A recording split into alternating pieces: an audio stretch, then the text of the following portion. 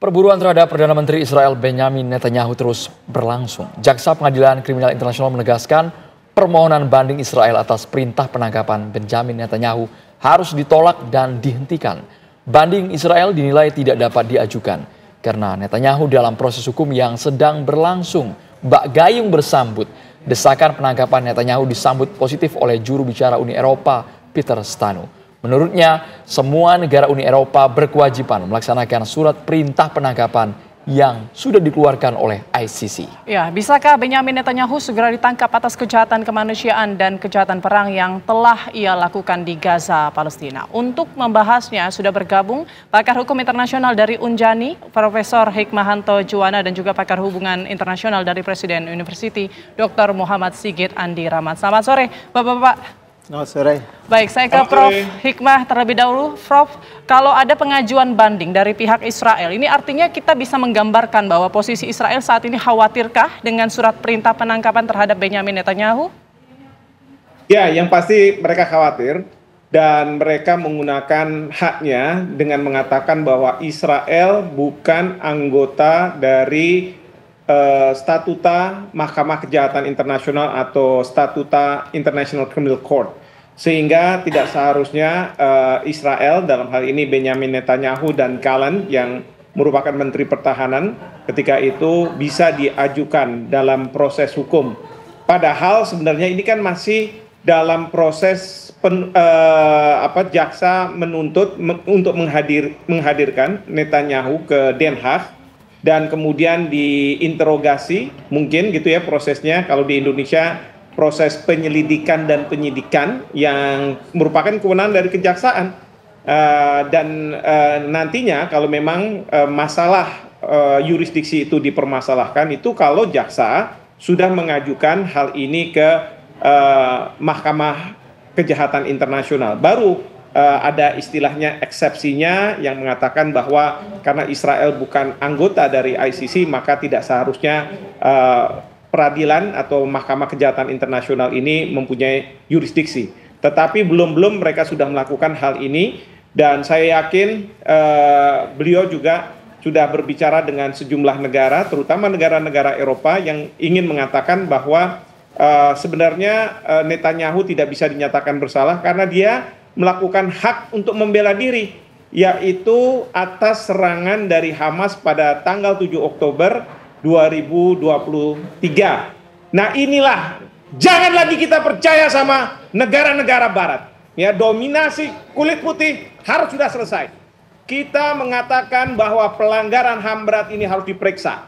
Ya, coba bayangkan kalau giliran kita Indonesia, bahkan Bapak Presiden pernah suatu ketika Bapak Prabowo dianggap sebagai melakukan pelanggaran HAM berat. Sekarang kalau orang-orang kulit putih, orang-orang barat, mereka tidak kemudian diajukan. Itu yang menjadi keberatan dari negara-negara Afrika yang ikut di dalam International Criminal Court, yang mengatakan bahwa kenapa kami yang harus menjadi korban.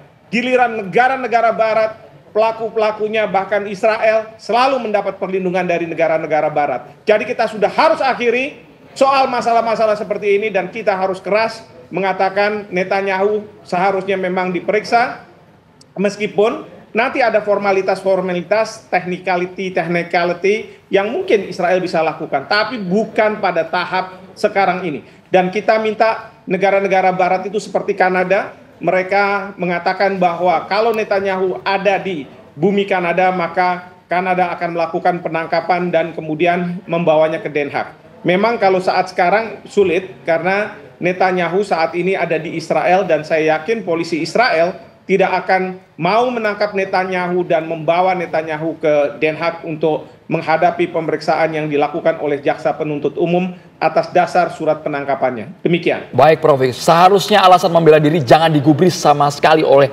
ICC. Artinya apakah posisi Netanyahu saat ini Israel merasa sangat terdesak sehingga mereka mengajukan surat banding ini? Ya, jadi saya mengamini apa yang disampaikan oleh Pak Hikmahanto bahwa bukan hanya Israel, tapi Netanyahu sendiri juga dalam beberapa bulan terakhir dia popularitasnya sangat menurun. Jadi dia dalam posisi yang sebenarnya terjepit di dalam negeri dan sekaligus juga di internasional. Dan kalau saya melihat bahwa ini sebenarnya kita patut optimis dan berbesar hati melihat bahwa proses ICC ini sangat fair dan mereka sangat tegas. Ini yang sempat dikhawatirkan oleh banyak pengamat, banyak negara, dan tapi hingga saat ini kita bisa melihat bahwa mereka konsisten bahwa arrest warrant, panggilan untuk ditangkap itu tetap berlaku. Itu yang kita lihat saat ini. Maksud kami jangan sampai ada anggapan bahwa Netanyahu kebal akan surat penangkapan ICC. Itu yang betul-betul dikhawatirkan oleh negara-negara. Ya, betul. Kalau kita melihat bahwa dari statement-statement negara kecuali Amerika dan Israel sendiri, Uni Eropa dan spesifik khusus Belanda dan Italia sudah menyatakan bahwa kita secara normatif memegang sebagai anggota ICC, kita akan menegakkan putusan yang sudah dikeluarkan oleh ICC. Jadi ini hal yang setelah setahun terakhir kita melihat sangat pesimis dengan organisasi-organisasi internasional, peran mereka yang seakan mandul tidak bisa menyelesaikan masalah ini adalah suatu hal yang positif yang saya lihat justru ini menjadi pintu bahwa ada penyelesaian yang lebih adil bagi masyarakat Palestina, sekaligus itu mengembalikan kredibilitas organisasi internasional dan juga sistem keadilan yang ada secara internasional. Nah, ini kan yang kita tahu kan dari pengadilan ataupun ICC ini kan biasanya tersangka atau pelaku kejahatan perang lah kita anggap ini ya. Biasanya kan diadili di negara tersebut. Tapi kan Israel bukan bagian dari anggota ICC. Nah, ini apakah nanti menjadi kendala untuk ICC memberikan keadilan atau mengadili Netanyahu ke depan? Itu yang disampaikan oleh Perdana Menteri oleh Prancis bahwa Netanyahu kebal karena tidak tanda tangan ICC atau Statuta Roma. Tapi ini tertolak karena sudah ada presiden hukum sebelumnya tahun 1991 dengan kasus Sudan dengan Presiden Bashir yang juga dikeluarkan surat penangkapannya. Sudan tidak menandatangani ICC, tapi perintah atau keputusan tetap berjalan. Jadi sebenarnya kita punya masyarakat internasional punya dasar yang cukup kuat termasuk ICC bahwa putusan ini bisa dilaksanakan. Prof. Hikmahanto, ini kan yang dipertaruhkan juga nama baik negara. Kenapa Israel tidak berpikir bahwa lepaskan saja itu Netanyahu, seret ke pengadilan bersama dengan Menteri Pertahanan Israelnya? Mereka mengganti dengan sosok baru, figur yang mungkin tidak ada sangkut paut dengan kejahatan perang atau kemanusiaan, Prof. Hikmahanto. Yang pasti adalah saat sekarang ini rakyat dari Israel mayoritas mendukung apa yang dilakukan oleh Netanyahu sebagai Perdana Menteri. Dan demikian juga partai-partai yang ada di dalam koalisi seperti itu. Sehingga mereka mengatakan bahwa perspektif Israel adalah ini merupakan hak mereka untuk membalas terhadap apa yang dilakukan oleh Hamas pada tanggal 7 Oktober. Sementara tentu Hamas akan mengatakan bahwa sebenarnya Hamas menginginkan agar Israel itu keluar dari tanah Palestina, sehingga mereka harus melakukan tindakan-tindakan seperti yang kita lihat sekarang ini. Nah, sebenarnya untuk mengatakan bahwa Israel mempunyai hak untuk membela diri atau Israel melakukan ethnic cleansing itu sebenarnya hendak diuji, baik itu di Mahkamah Kejahatan Internasional terhadap individunya, terhadap orangnya, dalam hal ini Perdana Menteri Netanyahu dan Gallant gitu ya, walaupun juga ada petinggi Palestina Muhammad Deif juga yang dipanggil ke sana, sudah dikeluarkan surat penangkapan. Yang kedua, diujinya di Mahkamah Internasional. Ini yang dilakukan oleh Afrika Selatan, dimajukan ke Mahkamah Internasional karena kedua negara ini adalah peserta dari konvensi genosida. Dan pertanyaannya simpel sebenarnya, apakah yang dilakukan oleh Israel ini sudah masuk dalam kategori genosida? Kenapa seperti itu? Karena kita tahu, kalau misalnya balas dendam, harusnya balas dendam terhadap petinggi-petinggi Hamas katakanlah, atau pejuang-pejuang Hamas. Tetapi yang dilakukan oleh Israel adalah selain pejuang-pejuang Hamas, tapi juga anak-anak kecil. Mungkin alasan mereka adalah anak-anak kecil ini suatu hari nanti bisa menjadi pejuang Hamas. Kemudian juga perempuan-perempuan ini yang bisa melahirkan apa? Pejuang-pejuang Hamas.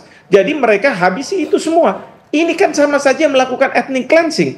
Ini bukan lagi hak untuk membela diri yang dilakukan oleh Israel. Oleh karena itu, lembaga peradilan internasional, apakah itu Mahkamah Kejahatan Internasional ataupun Mahkamah Internasional, hendak melakukan pemeriksaan. Kalau misalnya fair, ya silakan aja, harusnya dilakukan itu, ya. Lalu kemudian nanti kalau ada keberatan-keberatan dan lain sebagainya, itu dilakukan di lembaga peradilan itu. Nah, ini yang seharusnya masyarakat internasional mendukung.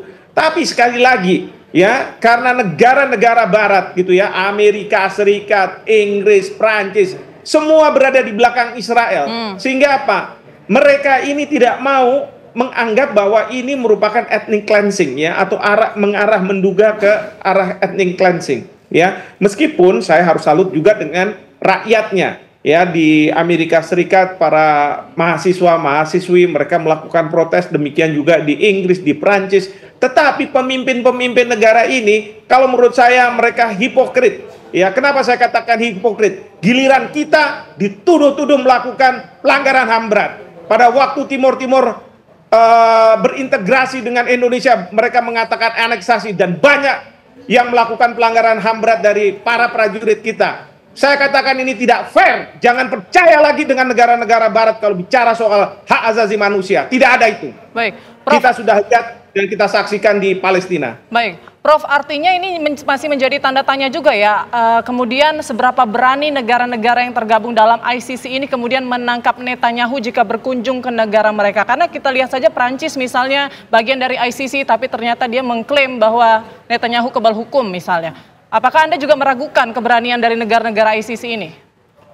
Ya, kalau saya sih bukan meragukan, mereka punya pandangan yang katakanlah bisa membenarkan tindakan yang dilakukan Netanyahu.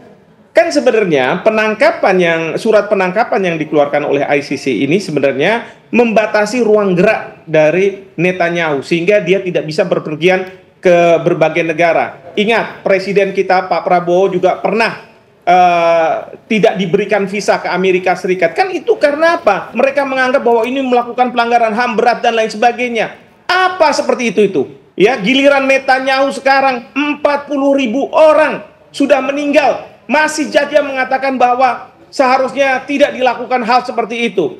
Ini sudah di luar nalar. Bahkan negara-negara ini membiarkan Netanyahu menyerang sekarang Lebanon, menyerang Gaza, ya, dan lain sebagainya.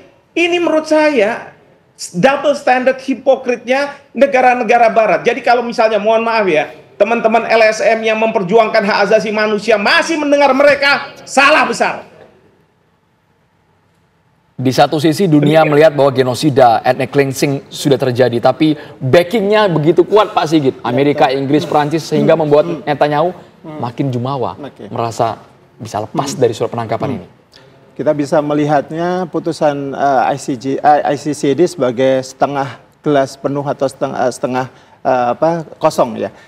Saya ingin menggarisbawahi apa yang disampaikan Pak Hikmawanto tentang bagaimana sebenarnya sudah mulai muncul dinamika di negara-negara barat sendiri. Bahwa sebelum banding ini ditolak, muncul skeptisisme bahwa ICC akan bergeming atau dengan tekanan dari Israel. Tapi mereka cukup tegas menyatakan bahwa ditolak keberatan bandingnya dan Israel bisa menyatakan ketika nanti proses pengadilan untuk membela diri. Dan jadi ini satu hal yang positif. Yang kedua, dalam konteks di dinamika politik di negara barat, kita lihat bahwa sebelumnya kebijakan luar negeri Amerika sangat textbook bahwa satu hal yang harus ada di Middle East adalah di Timur Tengah adalah eksistensi Israel.